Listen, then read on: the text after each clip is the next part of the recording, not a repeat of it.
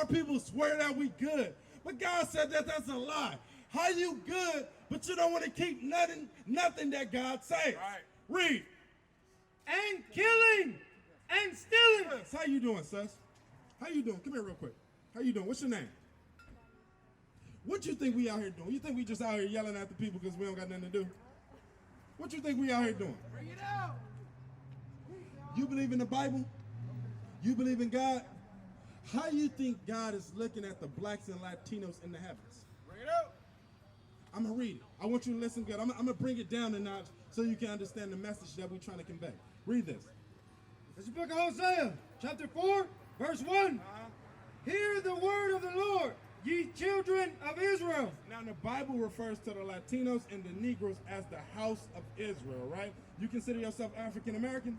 Guess what? You're part of this house that the Lord is talking about. You come from the tribe of Judah, and we're going to prove that, sis. But watch this. Read on. For the Lord hath a controversy with the inhabitants of the land. What's your name, sis? What's your name? Quanisha, that's a beautiful name. My name's Rafiah. Quanisha, do you know what the word controversy means? Because that's what God said he has with us. He got a controversy with us. Somebody look up the word controversy real quick. Look up the word controversy real quick, because I want to prove something to our sister. Somebody look up the word controversy real quick. How old are you, sis? Controversy definition. You 19? So you're going to the age of becoming a woman. You know that? You're no longer being a teen. You're about to reach the age of womanhood, right? So you know what that means? You got to start taking life serious.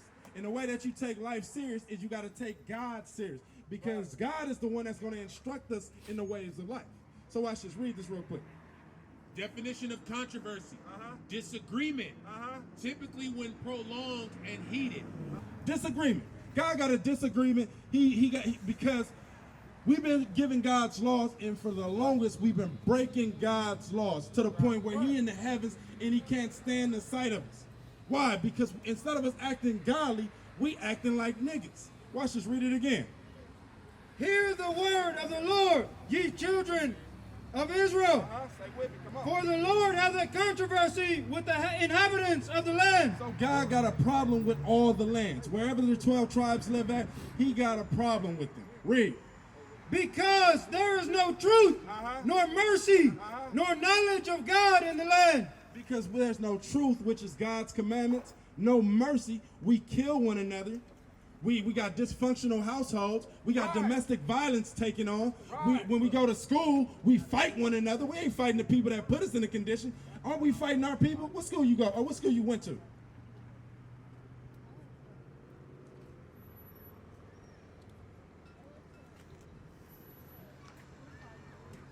You went to, what'd you say?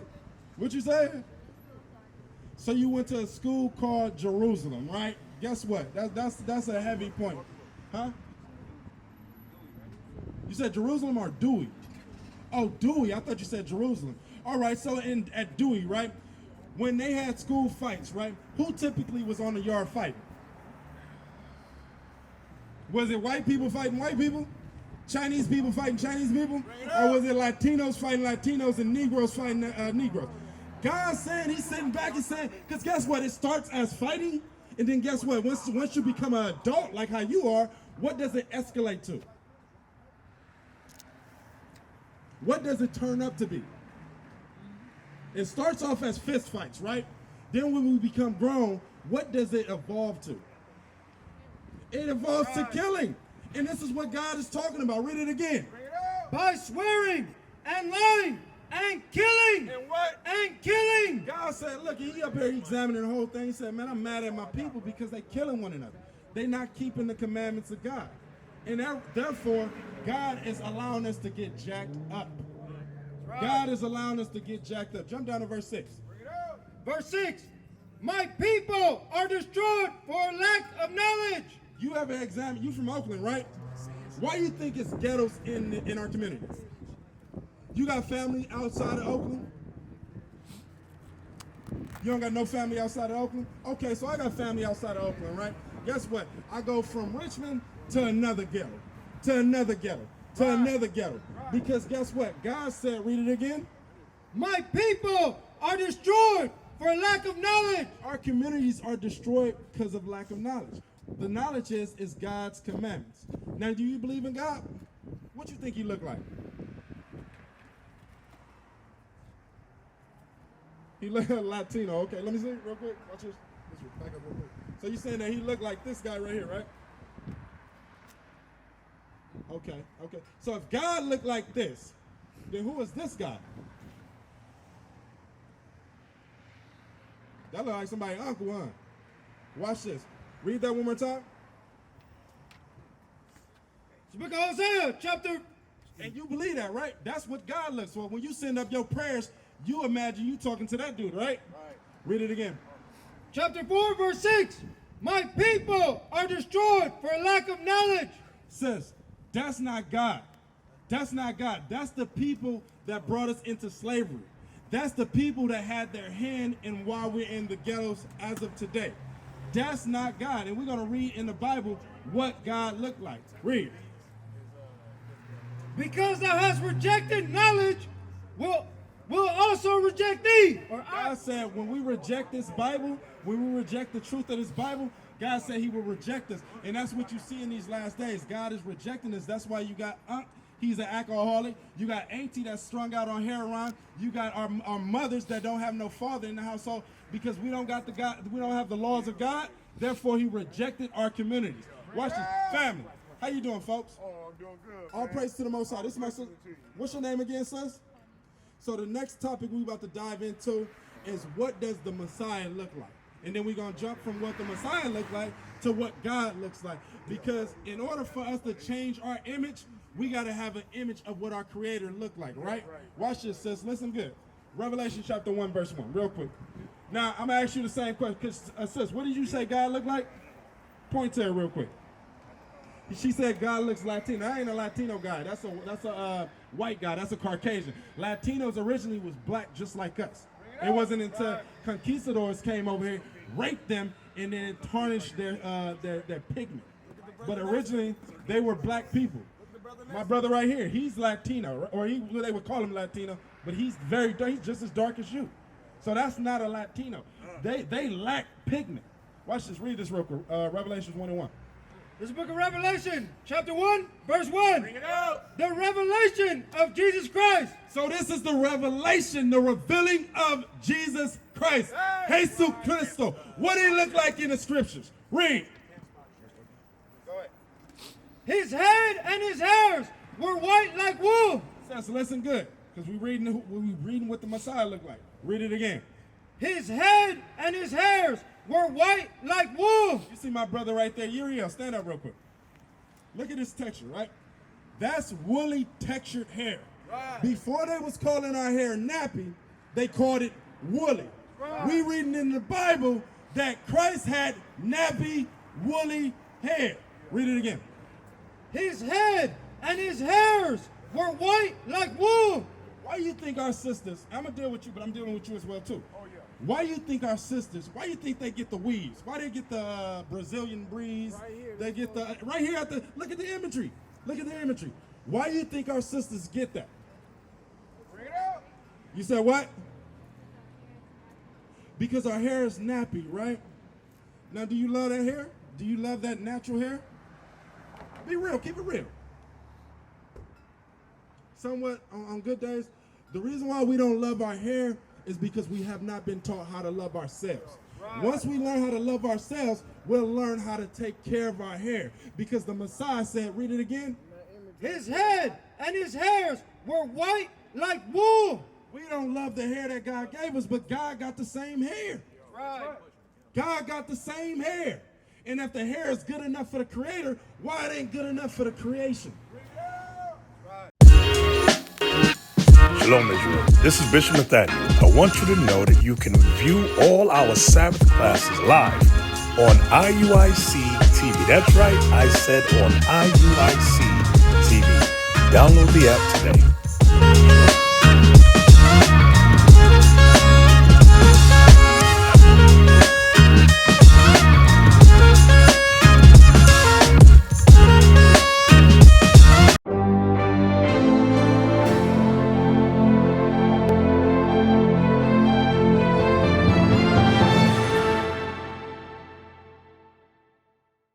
You know why we don't think that it's good enough for us? Because we think, excuse me right quick, we think that this is God. That's not God. That is the man, according to the Bible, this is the mark of the beast right here. This is the image of the beast right here. That's not God. God said he got the same hair he gave his children. Read it again. His head and his hairs were white like wool. So that white, that black woolly hair that you grow naturally, that's God-given hair. Right. That woolly family. Take your hat off real quick. Let me see.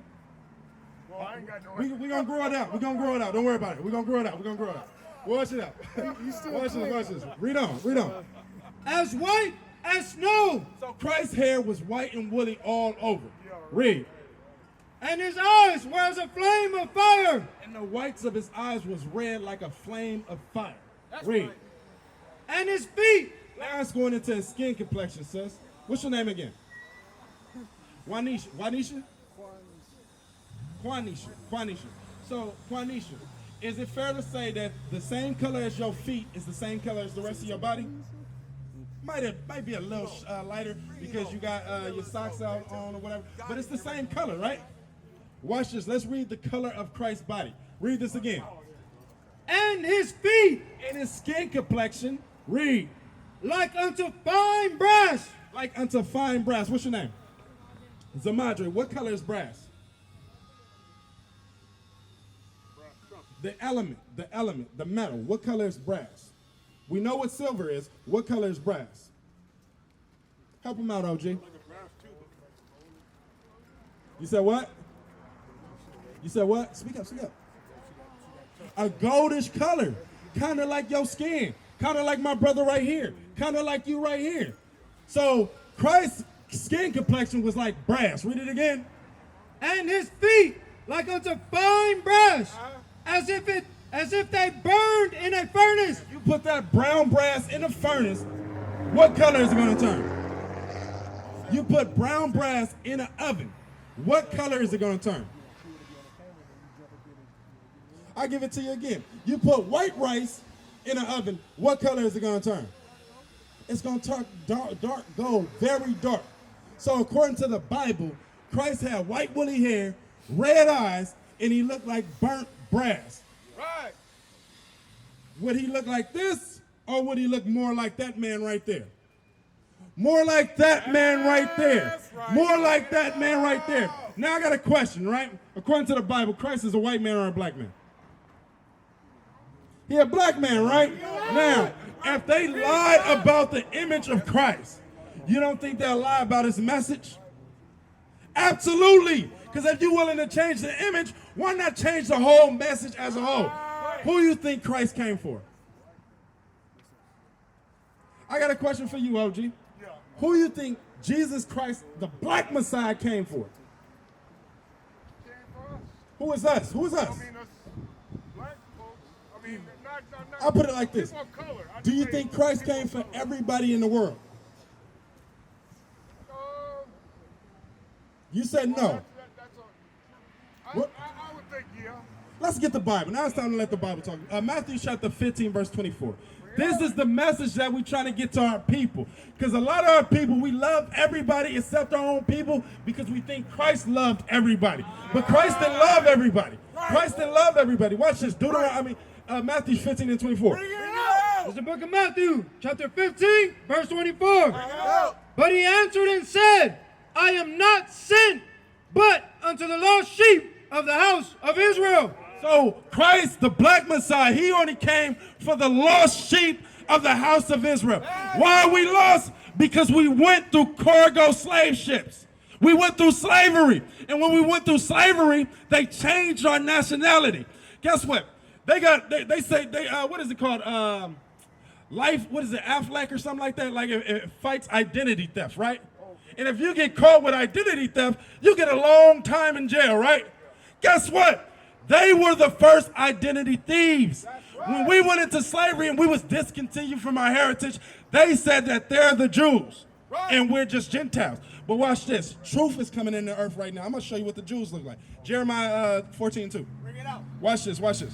What do the real Jews look like according to the Bible? Because that's who Christ said that he was for. Christ is the king of the Jews. So let's see what they look like. Jeremiah 14 and 2. It's the book of Jeremiah, chapter 14, verse 2. Listen good, sis. Listen good. Because I know it's a lot. You smoke weed? You don't smoke weed? How you doing? How you do it? Don't lie, sis. Don't lie. Don't lie. Keep it real. Keep it real. You smoke weed. Have you smoked today? All right, cool. Hopefully we can, huh? You just got off work? Guess what? Ain't you? Watch this. Hold on. We gonna touch that. We ain't lost the topic. The topic is, what do the real Jews look like, right? But you said something, right? You said that you just got off work, right? You know that we gotta work until we die? And if we don't, we gotta work until we about 65 years old, right? Maybe that, right? And that's if you did it right. Because you ever seen them people in Walmart? Old people in Walmart as greeters, right? You think they want to do that? No, they didn't do it right, so they didn't make the 65-year mark. So they got to work until they croak. You know that's a curse of God? That's a curse of God. Watch this, Deuteronomy 28, verse 65. Read this. You want to say something? I got you. This is the book of Deuteronomy, chapter 28, verse 65. And among these nations. Watch this, because this is a curse that happened to our people because of our disobedience to God. Watch this, read. And among these nations shalt thou find no ease. We're not going to retire at a healthy age to enjoy life.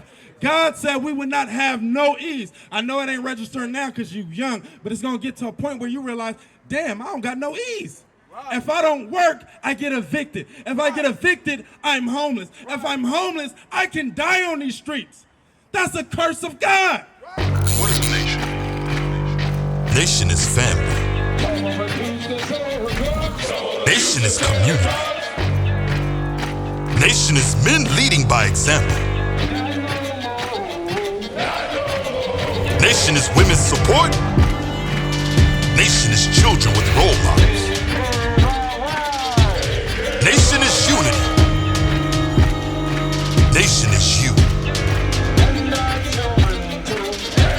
It's nation time.